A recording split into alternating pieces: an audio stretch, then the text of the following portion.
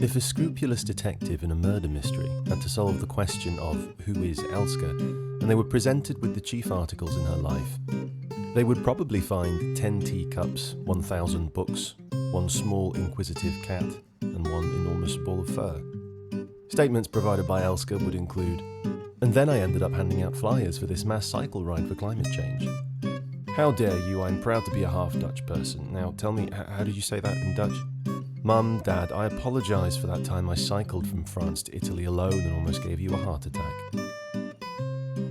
You may also be wondering how a detective would solve this nonsense case, and in all honesty, we think we'd give up too. And then maybe we'd settle down with a pile of her murder mystery books and forget all about it.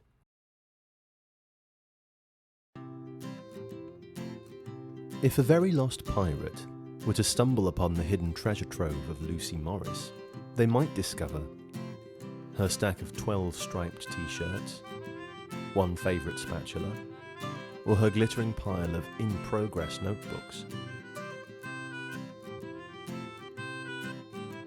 Slightly confused, this poor pirate might try and play some of her Taylor Swift albums, or colour their hair pink with a leftover bottle of dye. They might even scare themselves silly reading through her collection of ghostly novels and folk tales. It would probably be enough to make them abandon the whole stash of treasure and set sail immediately, a little confused and bewildered, and probably humming Taylor's new anthems under their breath.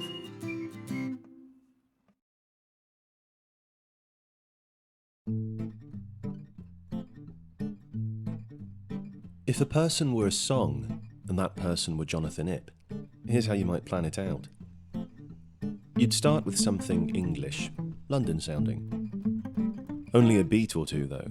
After that, things will sound very Chinese. We'll have a verse in Hong Kong, tuned to youth worship and listening to the Beatles in the car.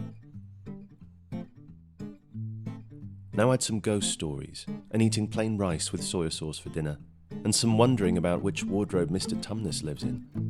This part may go on longer than we expect. Verse 2, and suddenly everything is reminiscent of Jimi Hendrix. We might hear electric guitars playing hopeful solos about the future. The Beatles still linger in the background, though. It might sound a little messy and strange so far, and we can't really think of how it might go after that. That being said, if you have any ideas, do let us know.